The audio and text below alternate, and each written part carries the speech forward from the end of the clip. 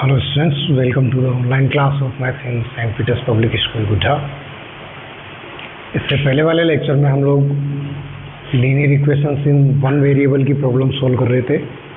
Linear equations क्या होती हैं, कैसे हम उनको सोल्व करते हैं, और ये करते हुए हम लोग एक्सरसाइज 2.2 पर पहुंच गए थे, जिसकी कुछ प्रॉब्लम्स हम लोगों ने सोल्व भी की थी। आई थिंक थर्ड क्वेश्चन तक हम लोगों ने सोल्व कर लिया था। फोर्थ क्वेश्चन जिसके बारे में आपको बताता हूँ, sum of two numbers is 95 if one exceeds the other by 15 then find the numbers.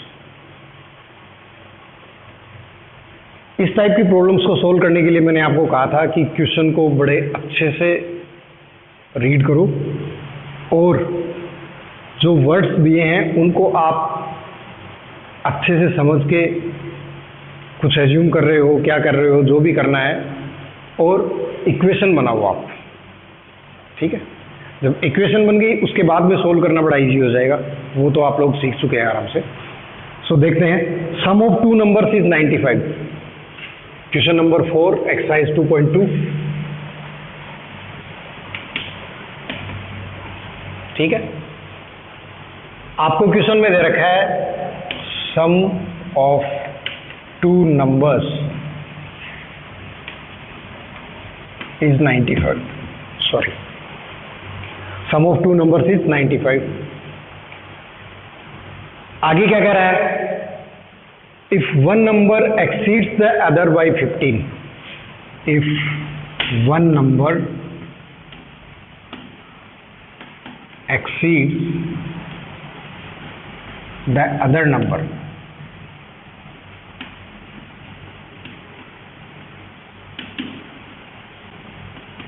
by 15 then find the numbers। आपको कोई भी एक नंबर या दो नंबर दिया नहीं है, बट उन दोनों नंबर्स में रिलेशन क्या है वो आपको बताया है। और वो रिलेशन क्या है? वो रिलेशन ये है कि एक नंबर जो है वो दूसरे नंबर से 15 ज़्यादा है, और जब आप उन दोनों नंबर्स को ऐड करोगे तो आपके पास सम कितना आना चाहिए? 95। मैं ये मान लेता हूँ कि वो नंबर मेरे पास 20 है, वो नंबर 20 है। यदि वो नंबर 20 है तो दूसरा नंबर क्या होगा उसमें से? उससे 15 ज़्यादा होगा। सो 20 + 15 कितना हुआ? 35। तो एक नंबर मेरे पास 20 हो गया और एक नंबर 35 हो गया। अब मैं यदि इन दोनों को ऐड करता हूं तो मेरे पास सम कितना आता है? 20 + 35 55 आता है, जबकि आना कितना चाहिए? 95। तो हम लोग ऐसे रेंडमली ही कोई फिक्स नंबर हम लोग नहीं ले सकते, कांस्टेंट नहीं मान सकते। तो जब नहीं पता है तो हम किसी वेरिएबल को लेते हैं। ठीक है, और वो नंबर मैं एज्यूम करता हूँ कि वो नंबर x है, जिसकी एग्जैक्ट वैल्यू मुझे नहीं मालूम है कि क्या है। So let x be the number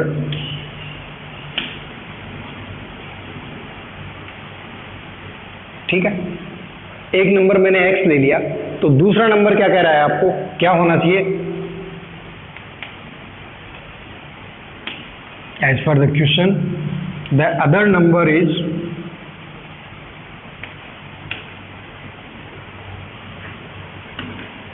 क्या होगा? One number exceeds the other number by 15। सो एक नंबर मैंने यदि x ले लिया तो दूसरा नंबर क्या हो जाएगा? x + 15। ठीक है, ओके। अब क्वेश्चन क्या कह रहा है अपने को कि जो नंबर मैंने एज्यूम किया x, क्वेश्चन के अकॉर्डिंग दूसरा नंबर मेरे पास आ गया x + 15, तो क्या होना चाहिए? इन दोनों का सम जो है किसके इक्वल होना चाहिए? 95 के।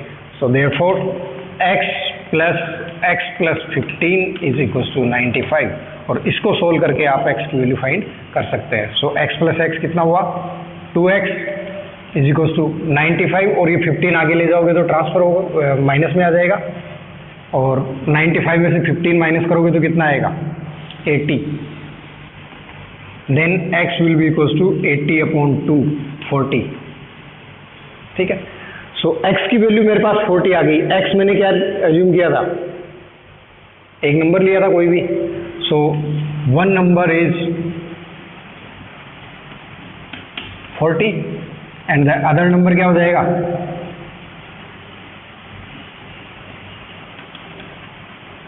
अदर नंबर जो है वो इससे मोर देन 15 है, यानी x प्लस 15 हम लोगों ने लिया था, सो वो आप 40 प्लस 15 और कितना आ गया 55। सो एक नंबर आपके पास 40 आ गया, दूसरा 55 आ गया। अपना आंसर वेरीफाई करने के लिए इन दोनों को आप ऐड करो, कितना आता है 40 एंड 55 को जब आप ऐड करते हो, ठीक है, तो आपके पास कितना आता है 95, और कितना आना चाहिए 95 ही आना चाहिए, यही क्वेश्चन में आपको दे रखा है। इट मीन्स आपके वो नंबर्स कौन कौन से होंगे 40 एंड 55। आ गया समझ में? Next,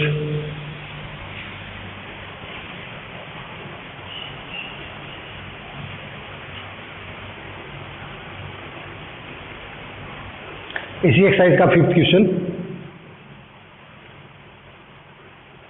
to numbers are in the ratio 5:3, if they differ by 18 then what are the numbers. वो नंबर्स जो हैं उनका रेशियो दिया है आपको, एंड दे डिफर बाई 18, यानी एक नंबर यदि कुछ है तो दूसरा नंबर उससे या तो 18 ज़्यादा है या उससे 18 कम है, यानी उन दोनों नंबर्स का डिफरेंस जो है वो 18 है। सपोज एक नंबर 21 है तो दूसरा नंबर 3 हो सकता है, क्योंकि 21 एंड 3 का डिफरेंस जो है वो 18 है, ठीक है। सो देखिए आप लोग अभी, तो वो नंबर्स क्या होंगे आपके पास, रेशियो 5:3 दिया है, इट मीन्स वो नंबर्स होंगे 5x एंड 3x, और इन नंबर्स का जो डिफरेंस है वो कितना है 18। सो आपको क्या दे रखा है, सॉल्व करते हैं। If the numbers are in the ratio of 5:3, then the numbers will be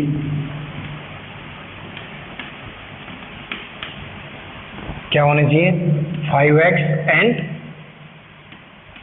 3x, और जब ये नंबर्स 5x एंड 3x हैं तो क्वेश्चन क्या कह रहा है आपको, इन दोनों नंबर्स का डिफरेंस कितना है 18। So 5x minus 3x is equal to 18। इसको सोल्व करो, आपके पास x की वैल्यू आएगी। सो 5x माइनस 3x कितना हुआ 2x, 2x is equal to 18, then x will be equal to 9। 18 को 2 से डिवाइड कर दोगे 9 आ जाएगा। जब x आपके पास 9 आ गया है तो आपको x ही फाइंड नहीं करना है इस क्वेश्चन में, ध्यान रहे, आपको वो नंबर्स फाइंड करने हैं। यही पूछ रहा है ना, what are the integers, what are the numbers, ठीक है। सो x की वैल्यू 9 आ गई, बट वो नंबर्स कौन कौन से हैं आपके पास 5x and 3x। So x की वैल्यू इधर पुट कर दीजिए, therefore the required numbers will be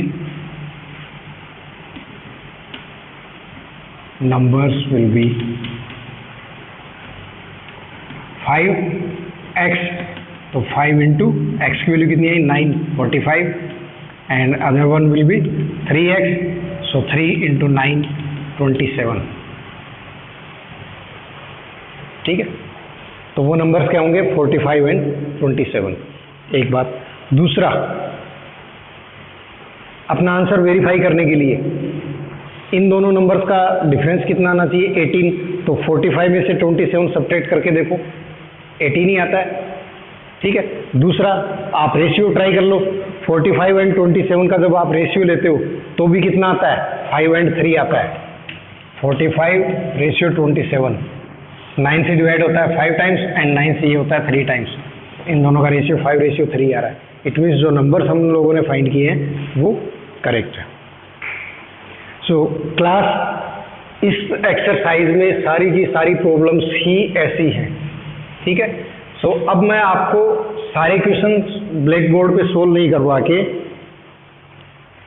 मैं आपको इनका मीनिंग बता देता हूँ, ठीक है। और जो रिमेनिंग क्वेश्चंस जो हैं उनको आप सोल्व करोगे खुद से। 3 consecutive integers add up to 51. What are these integers?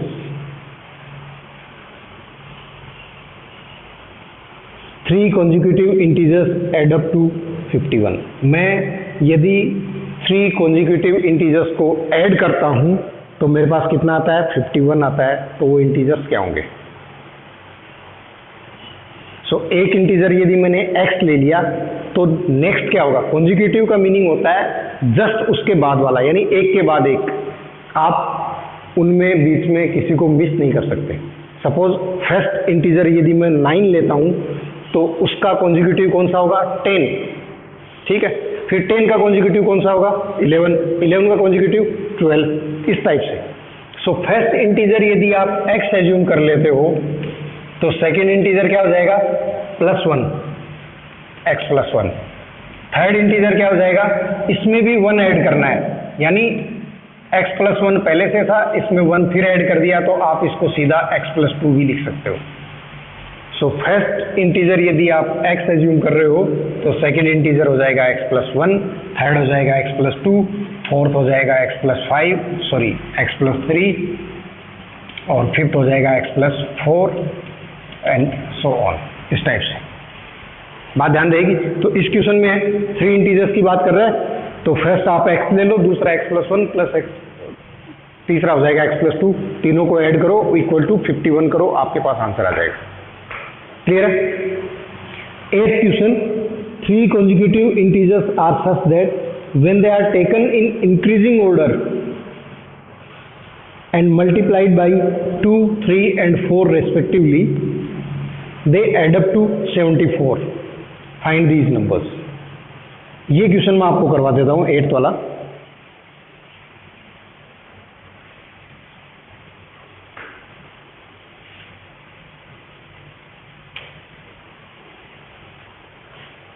Three consecutive integers are such that when they are taken in increasing order and multiplied by 2, 3 and 4 respectively। मैं फर्स्ट इंटीजर यदि assume करूं तो वो क्या हुआ? x। सेकेंड इंटीजर क्या हो जाएगा? x + 1 एंड थर्ड इंटीजर क्या हो जाएगा? x + 2। अब क्वेश्चन क्या कह रहा है? मैं इनको इंक्रीजिंग ऑर्डर में रखूं और इनको 2, 3 एंड 4 से रेस्पेक्टिवली मल्टीप्लाई करूं। यानी फर्स्ट इंटीजर को आपको किससे मल्टीप्लाई करना है? 2 से। सेकेंड इंटीजर को किससे मल्टीप्लाई करना है? 3 से। एंड थर्ड इंटीजर को किससे मल्टीप्लाई करना है? 4 से। ये करने के बाद में आप यदि इनको ऐड करते हो तो आपके पास सम आना चाहिए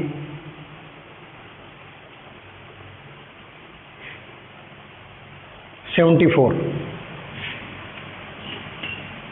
तो सम आपके पास 74 आना चाहिए। Then find the integers. बात क्लियर है सबको? तो देखिए सॉल्व करते हैं इसको। 2x प्लस ब्रैकेट ओपन करोगे तो कितना आएगा? 3x + 3 प्लस ब्रैकेट ओपन करोगे तो 4x + 8 = 74। अब वेरिएबल्स वालों को ऐड कर लो। 2x + 3x 5x + 4x 9x plus ये कितना हो गया आपके पास? 3 + 8 11 = 74। या फिर 9x = कितना हो जाएगा? 74 - 11 63। Then x will be equal to what? 9 से इसको डिवाइड कर दोगे 7। x = 7 आ गया। ठीक है। हम लोगों ने x क्या लिया था? First integer. फर्स्ट इंटीजर की वैल्यू तो क्या आई मेरे पास? 9। सेकेंड इंटीजर क्या हो जाएगा?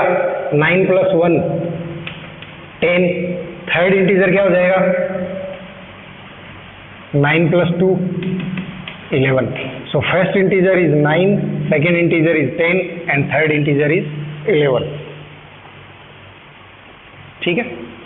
अब अपना आंसर वेरीफाई करने के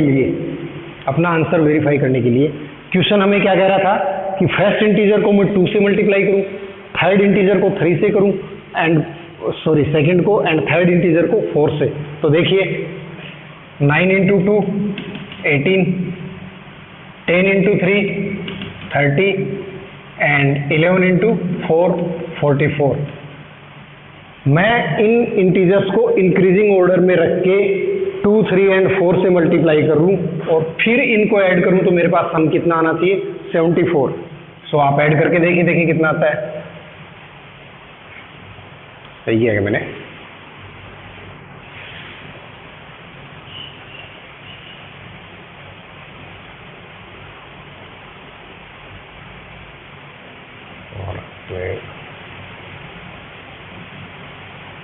नहीं,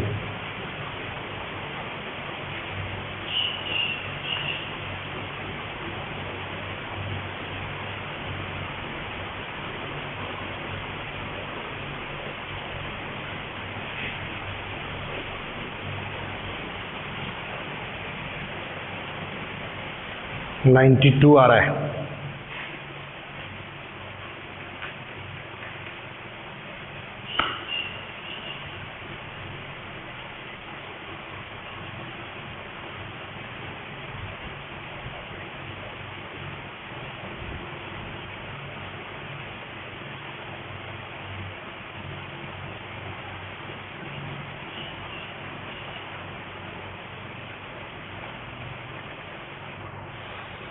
एक्सरसाइज 2.2।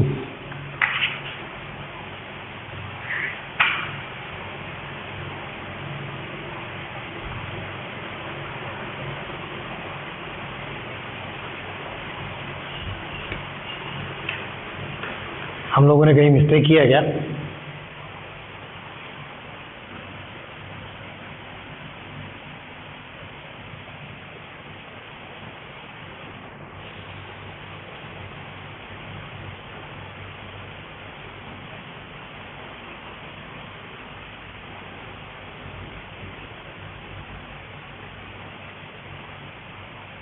ओह सॉरी, एक्स की वैल्यू 7 आई है एंड बाई मिस्टेक हम लोगों ने यहाँ पे 9 ले लिया है। एक्स इज इक्वल्स टू 7 आया था, ठीक है। सो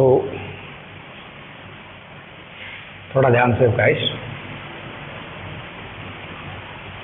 एक्स की वैल्यू 7 आई है तो फर्स्ट इंटीजर आपका 7 होगा, सेकेंड इंटीजर हो जाएगा 7 + 1 is equals to 8 and third integer हो जाएगा 7 + 2 इज इक्वल्स टू 9, ठीक है। सो ये मेरी मिस्टेक थी, हम लोगों ने यहाँ तक सही सोल्व किया है बट यहाँ पे x की वैल्यू रॉन्ग पुट की है, ध्यान रखना आप लोग। सो x की जगह पे 9 नहीं था, x इज इक्वल्स टू 7 था। सो 7 + 8 1 8 हो गया, 7 + 2 9 हो गया। सो फर्स्ट इंटीजर आपका 7 आ गया, सेकेंड इंटीजर 8 आ गया एंड थर्ड इंटीजर 9 आ गया। अब हम अपना आंसर वेरीफाई करने के लिए या चेक करने के लिए जब इसको सोल्व करेंगे तो कितना आ जाएगा, देखिए 7 8 एंड 9 इंक्रीजिंग ऑर्डर में लिख लिया और इनको 2 3 एंड 4 से मल्टीप्लाई कर दिया, ठीक है। सो 7 2 = 14, 8 3 = 24 एंड 9 4 = 36। और जब हम इन तीनों के जो प्रोडक्ट आया उनको ऐड करेंगे तो हमारे पास 74 आना चाहिए। सो 4 + 4 8 + 6 14, 1 + 1 2, 2 + 2 4, 4 + 3 7, 74 आ रहा है और वही आना चाहिए। इट मीन्स हमारा आंसर जो है वो करेक्ट है। सो फर्स्ट इंटीजर आपका 7 होगा, नेक्स्ट इंटीजर 8 होगा एंड थर्ड इंटीजर 9 होगा। सो गाइज इस टाइप की प्रॉब्लम्स हैं जो कि आपको इस एक्सरसाइज में मिलेंगी। और यदि आप लोग कहीं, जैसे मैंने इस क्वेश्चन में यहाँ पे ये वैल्यू रॉन्ग पुट कर दी थी, ऐसी मिस्टेक यदि आपसे होती है तो क्वेश्चन रॉन्ग ही होगा, करेक्ट नहीं होगा आपका। उसके लिए थोड़ा काम जो कर रहे हो वो केयरफुली कीजिए, ठीक है। नेक्स्ट हम देखते हैं इससे अगला question.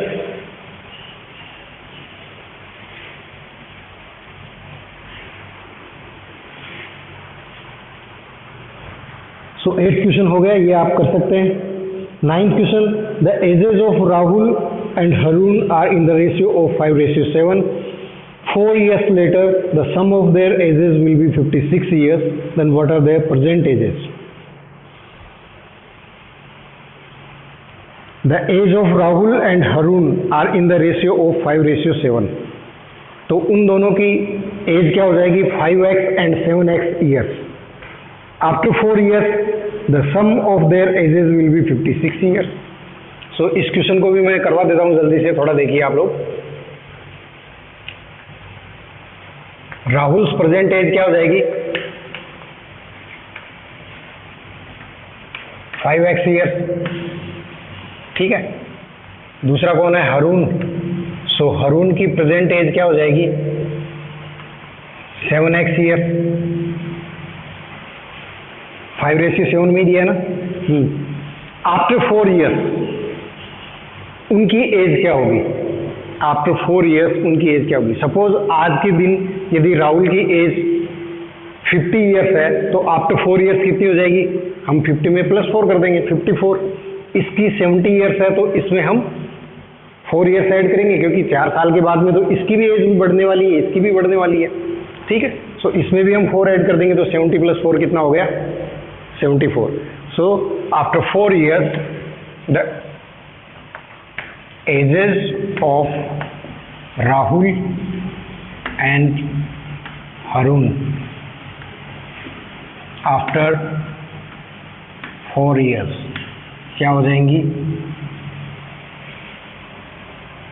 5x + 4 and 7x + 4 years, ठीक है। जो इनकी प्रेजेंट एजेस हैं उनमें हम +4 कर देंगे तो आफ्टर 4 ईयर्स उनकी जो भी एज होगी वो आ जाएगी। इतना करने के बाद में क्वेश्चन हमें क्या कह रहा है कि the sum of their ages after 4 years is 56 years. 4 years later जो उनकी एज होगी उन एजेस का सम जो है वो कितना है? 56 ईयर्स है। So as per the question क्या होना चाहिए?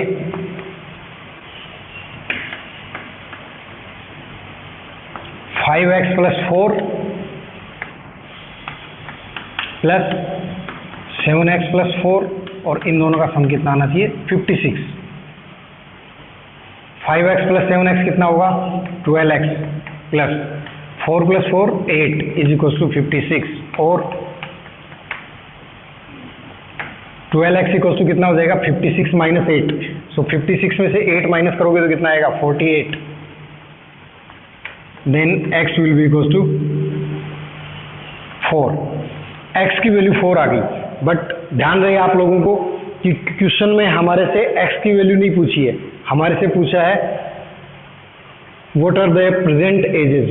सो राहुल एंड हारून की प्रेजेंट एज मैंने क्या एज्यूम की थी? 5x year and 7x year respectively.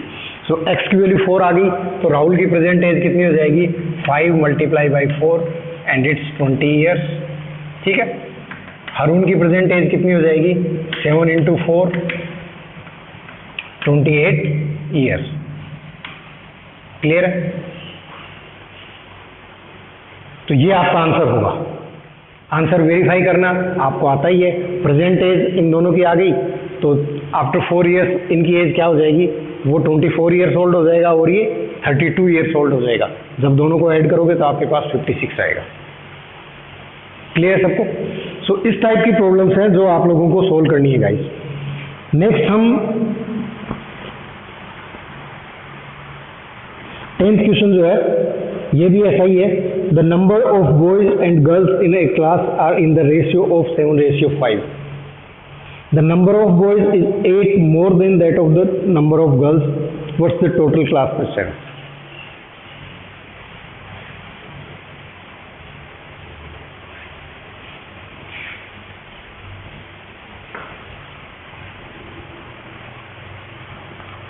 Boys and girls का रेशियो दिया है 7:5। तो नंबर ऑफ बॉयज कितना होगा? 7x। नंबर ऑफ गर्ल्स कितना होगा? 5x। फिर क्या पूछ रहा है? The number of boys is 8 more than the number of girls. Boys का जो नंबर है वो गर्ल्स से 8 ज़्यादा है, तो या तो आप नंबर ऑफ बॉयज में से 8 माइनस कर दो तो गर्ल्स के इक्वल हो जाएगा, या फिर गर्ल्स के नंबर में 8 ऐड कर दो तो उसके इक्वल हो जाएगा, या फिर आप सिंपल वे में ये कह सकते हैं कि नंबर ऑफ बॉयज और नंबर ऑफ गर्ल्स का डिफरेंस जो है वो 8 है। Means 7x - 5x = 8। आप सोल्व करेंगे, x की वैल्यू आएगी। जैसे ही x की वैल्यू आ जाती है नंबर ऑफ बॉयज फाइंड कर लो, नंबर ऑफ गर्ल्स फाइंड कर लो, दोनों को ऐड कर दो, टोटल स्ट्रेंथ आ जाएगी। ठीक है। सो इस क्लास में हम लोगों ने 10 तक के क्वेश्चंस जो हैं उनको सोल्व कर लिया है।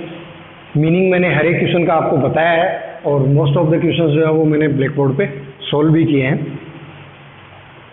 गाइस जब तक इन क्वेश्चंस की प्रैक्टिस आप नहीं करोगे, इनको आप इक्वेशन की फॉर्म में नहीं लिख पाओगे, तब तक हर एक क्वेश्चन नया होगा और आप उसको सोल्व नहीं कर सकोगे। So practice and practice and practice. बाकी हम नेक्स्ट लेक्चर में करेंगे। Thank you.